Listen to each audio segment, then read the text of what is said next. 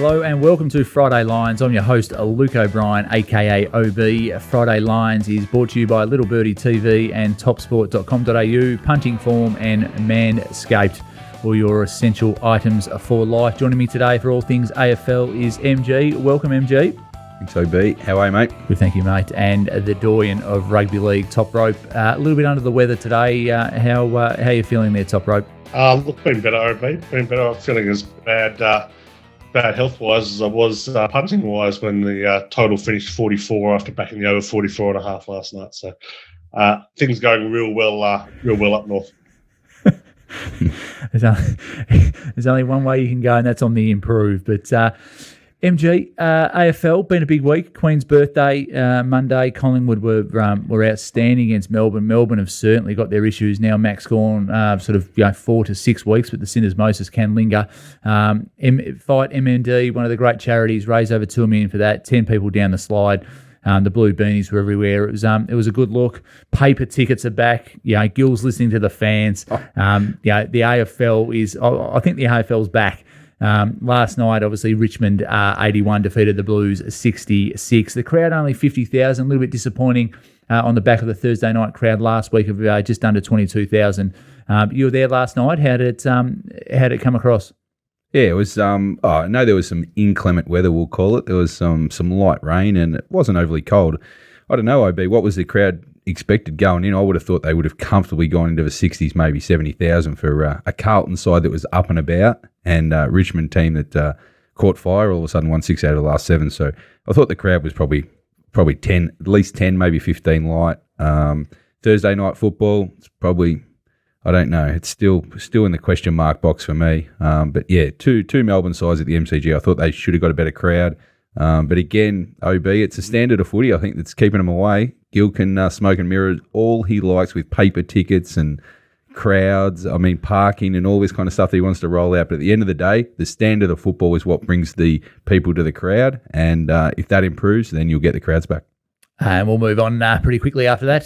Thank you. We'll just keep rattling through it. Just a reminder, there's plenty of betting action that's not AFL and NRL. You've got the NHL Stanley Cup Finals. Colorado took Game 1. I've been to a Colorado game, and the Avalanche is it's fantastic over there. Ascot Racing as well. Nature Strip, the first Aussie horse since Black Caviar to win the last night. The Gold Cup was won by the $2.25. Kyprios, ridden by Ryan Moore there. The Australian soccer have qualified for the World Cup via penalty shootout, and a little bit of shenanigans putting the drink bottle over the advertising hoardings as well, which is really Australian. So plenty happening, and just a reminder for all your betting action and all your betting better odds, go to topsport.com.au. But Toprope, we'll get back on field. Last week the Bulldogs smashed Parramatta 34-6. Parramatta, I'm not sure about them. The line was minus 13.5 to minus 18.5. And last night, another upset. The Dragons too good for the struggling South Sydney Rabbitohs 32-12. What are you making of all this? Yeah, one word for you, OB, complacency. There was certainly not the case both weeks. So, Parramatta were bad. South last night in the first 25 minutes were as bad as I've seen a team this year. They were... Some of the attempted tackles, the halfback, Lachlan Ilias, got dragged after 29 minutes. I can't remember the last time a halfback's been dragged like that. But like Jackson Paulo, Alex Johnson, some of their attempted tackles were utterly disgusting. So they obviously just turned up, thought they'd win, got blown off the paddock, so they were no good. Dogs, clearly there's been a bit of a step change at the Bulldogs in terms of attitude throughout the week after they lost the previous week. Young 4-gamer Jacob Carraz blew up at the team for taking the loss so easily, not showing enough hurt, and probably the kick in the backside the Bulldogs needed. And interestingly enough, Bulldogs scored 34 points. They've now scored more points in 3 games under Mick Potter than they did in 10 under attacking genius Trent Barrett. So I'm sure that moniker will still last when he's gifted another job, Trent Barrett. But at least it won't be with the Bulldogs. But look. Yeah, there's not much to cheer at the Bulldogs this year, but there's nothing better than a win over Parramatta. Nothing at all. And I don't think Elias is the issue for South Sydney. Cody Walker, I haven't seen form fluctuate like that between his best and his worst for a long time in any footballer in any sport around Australia. Yeah, he's got, I'm not sure it's kind of hit the post at the moment. There's plenty of off-field issues going on with Cody at the moment on the home front, which is obviously kind of spilling over into his game. Yeah, the frustration that Walker gets is just a bad reflection on kind of, bad leadership. But you got a young halfback in Ilias. He's got a young fullback in Taff for the game last night, and this is what he's doing. I thought it was very, very poor from him last night. Was he the worst on the field? Probably not, but he kind of sets the tone for how they play, and you could tell early on that he was in it more for the fight than he was for the win. Absolutely, yeah. I didn't agree with taking off the young halfback, who has been going pretty well, but I think the people outside him might have a little bit to answer for. Reminder as well, US Open Golf Round 1 has started. Hadwin, the early leader at 4 under, McIlroy 3 under, Dustin Johnson at 2 under. I watched a bit of this last night because I had a baby that will not sleep. Adam Scott 1 under the card, Leishman even, Cameron Smith 2 over. Adam Scott looked pretty good. If you can sink a few of his broomstick putter birdies, he'll be back in the action. So just a reminder, topsport.com.au for all your golf and all your footy, all your sporting betting action. But right now, it's time for Friday Lines, brought to you by topsport.com.au, family owned and operated for 35 years. Bet with the bookie you can trust. Bet with topsport.com.au, and MG will get straight into it. Probably the best match of the round in the AFL is tonight, Friday night football, live from the Dome or Marvel Stadium. The Saints $1.27, the Essendon Bombers $3.90. The line minus 25.5, over under 166.5. Anything take your fancy in this one? Yeah, no, I think the line's pretty much spot on here, OB. It fluctuated a little bit, went from 25 down to 23. It's come back up to 25 after the teams. Essendon regain McGrath but lose Parrish, so probably equals out to a bit. St Kilda get Billings and H. Clark back in, so just why it's probably slipped back up to 25. I think the line's probably about right. Looks a bit of a mismatch on paper to me. St Kilda at 8-4 this year, and Essendon at 2-10. Essendon have lost 4 straight, 7 of their last 8. Hard to make a case for them. I think their season's pretty much done. OB. The only concern probably for St Kilda, where the advantage lies with Essendon's 6-day break for St Kilda, going onto a fast deck at the Dome. It's not something I like to partake in, but I'm going to follow through with the unders here. Both teams have become very dour under teams. I think 4 in a row to St Kilda, 3 in a row to Essendon on the unders. So 173 under the Dome looked a high number. It's come down to about 166 at the moment. I think that's probably about its right price, mid 160s. So I was pretty keen on the under. We backed that at the start of the week, so that'll be the cheer. I don't mind Essendon in this one. Yep. I'm a unabashed St Kilda fan. I just think the Saints are just going. Zach Jones, the hamstring, got subbed out, and then all of a sudden he's playing. I'm just not sure. And I think the Bombers might go a little bit better with Parrish out of the side. Bring in another two-way runner in McGrath. But anyway, time will tell. I just think the offense is where Essendon's lacking at the moment. Their last 4 weeks, they haven't managed to kick more than 54 points. So I just think with St Kilda, the shutdown, they play from defence first to offence. I'm just not sure where Essendon's point's going to go. But in a low-scoring game, 25 is a fair start for you. Yeah, and I think Max King could have a night out under the roof. As we look at the early Friday night round 15 game tonight, Manly Seagulls 252 against the North Queensland Cowboys 155. The line 4.5, over under 42.5. That's at 6 o'clock at 4 Pines Park. 4 Pines is a nice drop, not as good as Little Birdie Lager, but the betting sort of Manly, their form does fluctuate top rope, and the Cowboys are in good nick. Yeah, their form fluctuates, but usually against ordinary teams, their form's pretty consistent. It's pretty ordinary against the good teams.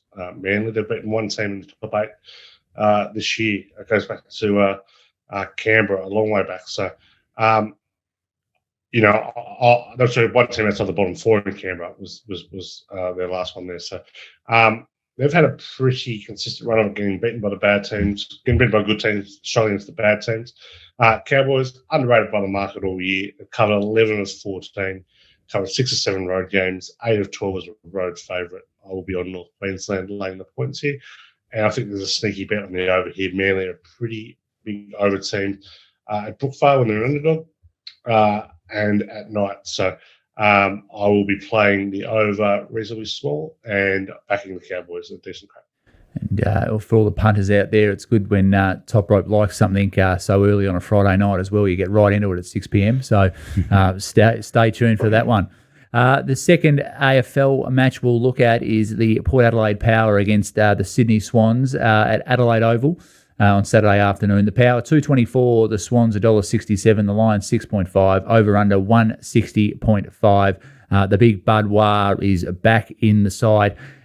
Port lose Boak and Gray. This is the first time since 2010 or 2012 that Port haven't played a game with either Boak or Gray in the side. So for that, I'm giving them no chance whatsoever. I know you're a little bit keener on the Power than I am, MG.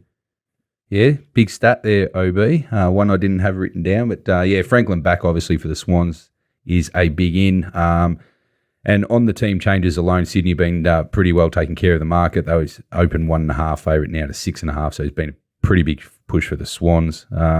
Just on the back of Port Adelaide having a pretty dominant head-to-head record. They've won 5 straight against Sydney. I know 3 of them have been in Adelaide, but still they've got the runs on the board. I just think they're the value at the moment in mine. I think the market was probably about right around Pickham. Happy to be on the plus 6.5 for Port here. I'm a bit surprised the total's taken a bit of a tumble, 163 down to 160. I'm shading just the over there, but I think this game's going to be won in Sydney's forward 50. I think Sydney very much an offense side. They'll try and power up on the scoreboard, whereas Port like to defuse the game and make it ugly and bring it down. So the forward 50 for Sydney is where it'll be won, whether Port defense or Sydney's offense will decide this game. Yeah, I think Cleary and Alirali might have their hands full, but it looks a pretty good game, that one. Yeah. As we look at the second game for NRL action, it's the Cronulla Sharks $1.18 against the Gold Coast Titans $5.10. That's the 3 o'clock game on Saturday. The line is minus 14.5, over under 44.5. 5th versus 16th here. Gold Coast are just going, and Cronulla have just been a little bit patchy the last couple of weeks. What takes your fancy in this one, Toprope? Yeah, what a mess of a season this has become for the Titans. You know, they were pretty widely touted to sneak into the top 8 this year, and kind of one of those 7th, 8th lists never regressed significantly. Got to be with the Sharks here. They've got a good record against the Titans. They've won 7 straight, last 6 by 7 or more points. The Titans, they've covered just 14 of 42 of conceding 25 or more points. So they really struggle when the defence is off. Yeah, they're off. So I'll be back in the Sharks minus 13.5 with a good deal of confidence here at Coffs Harbour. Should be a flat deck, and there's some strong over angles on both sides here, including the Titans 12-6 of a double-digit loss, and the Sharks go over in 60% of games when they're favoured. So I'll be backing the over and be backing the Sharks with a good deal of confidence. As we look at GWS versus the Western Bulldogs, the 7:25 Saturday game up there in Sydney. The Giants 2.04, the Western Bulldogs $1.80. The line is 2.5, over under 163.5. Some pretty good ins for the Bulldogs. Ugle Hagen, Jason Johannesson, and also Josh Shackey come in. Obviously, Bailey Smith is out for his double suspension. First the headbutt, and then a little bit of a substance crept into a video. And then for the GWS Giants, Bruce and Haynes come in. Anything doing in this one, MG? Yeah, I agree with the market on this one, OB. The Giants went up -1 slight favourites at the start of the week, and now it's swept over to the Bulldogs. So the Bulldogs currently, as you said, -2.5. So agree with that trend. I think I'd rather be with the Bulldogs. I think they're going a bit better. They've won 3 of their last 4. Also, they're coming off the bye where the Giants got a 6-day break. So I just think the favours go with the Bulldogs. What offsets that, obviously, is the news and everything around Bailey Smith. But I think the Bulldogs are experienced enough a team to cope with that. And, you know, I just want to, I'd favour the Bulldogs where we're going. I think 1-39 is probably your margins as well.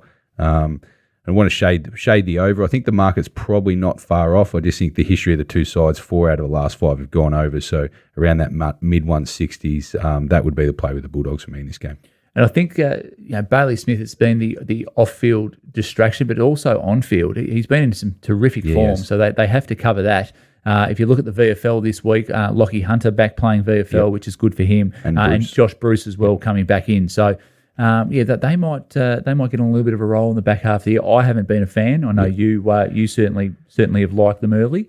But their form has wavered a little bit. Big game for both, because if Giants lose this, I mean, their season's probably uphill anyway to make the finals, but the Bulldogs wouldn't want to drop this to the Giants. Can't lose too many games to sides below you in the back end of the season. So, yeah, big game. Looking forward to it.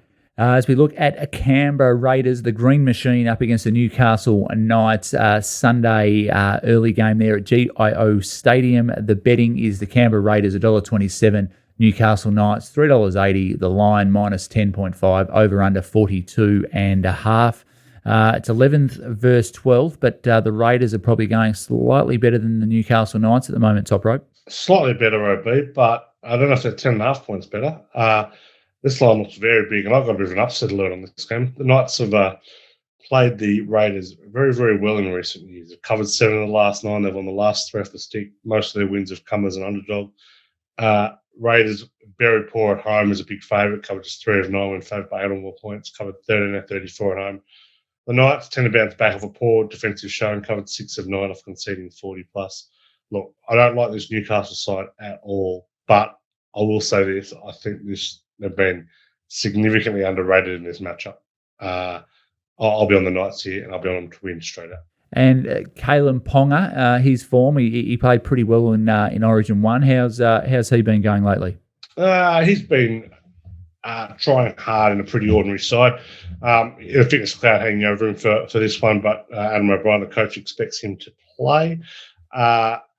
Look, his game very much relies on having some talented ball runners outside of him. He's just really not getting a lot, particularly with Bradman Best out hurt. So, he's going to struggle in this Newcastle side as it is, but I think he's playing, pretty well for what he's got around him.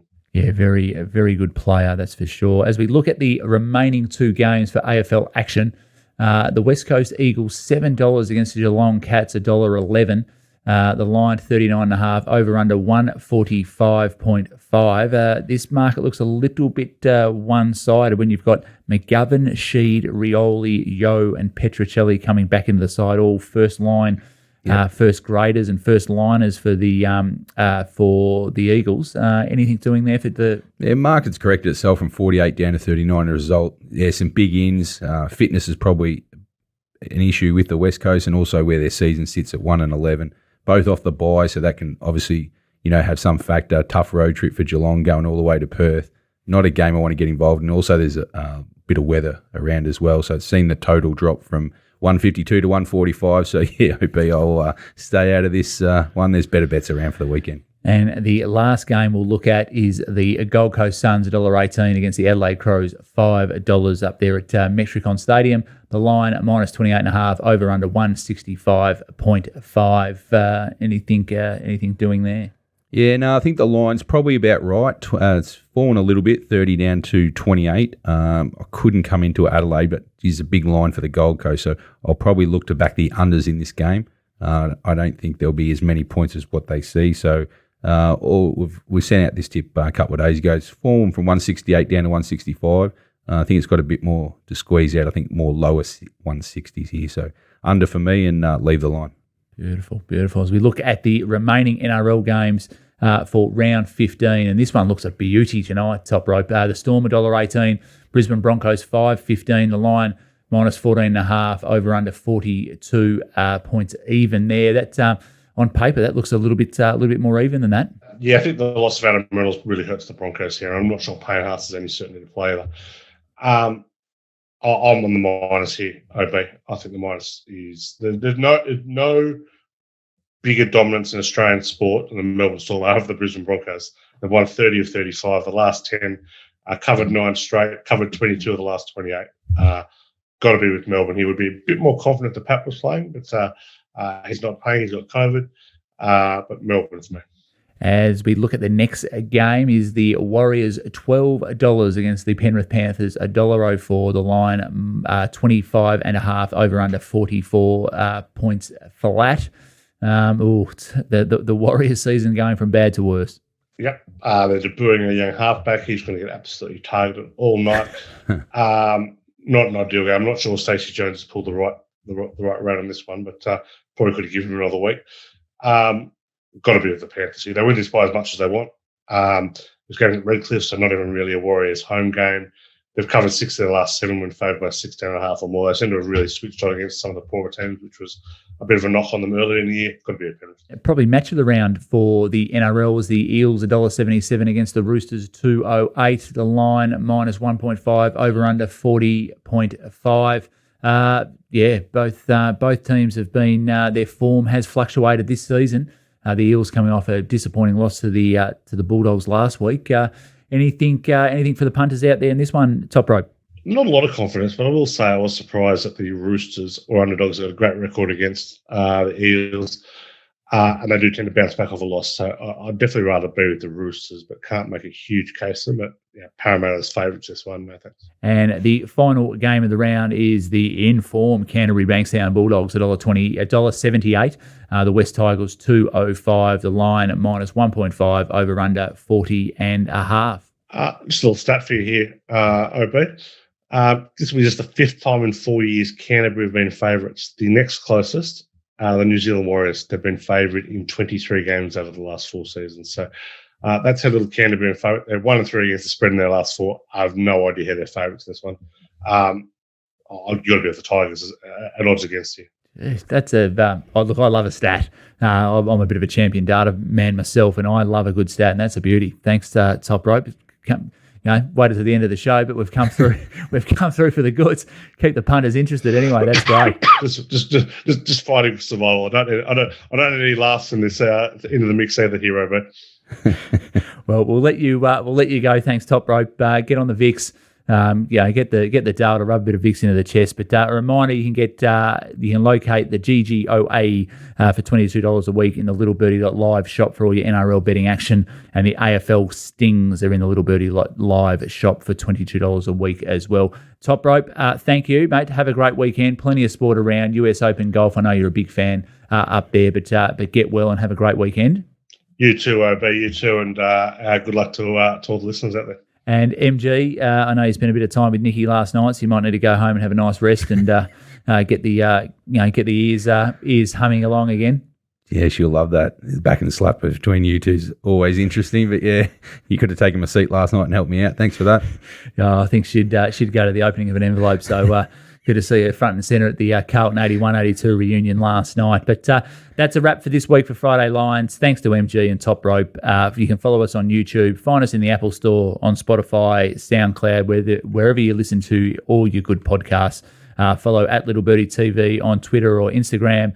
Remember, all your footy betting action can be found at topsport.com.au. We'll be back next week. Don't forget to join the great Nikki Sylvester on Monday for First Look, all your weekend betting action in review.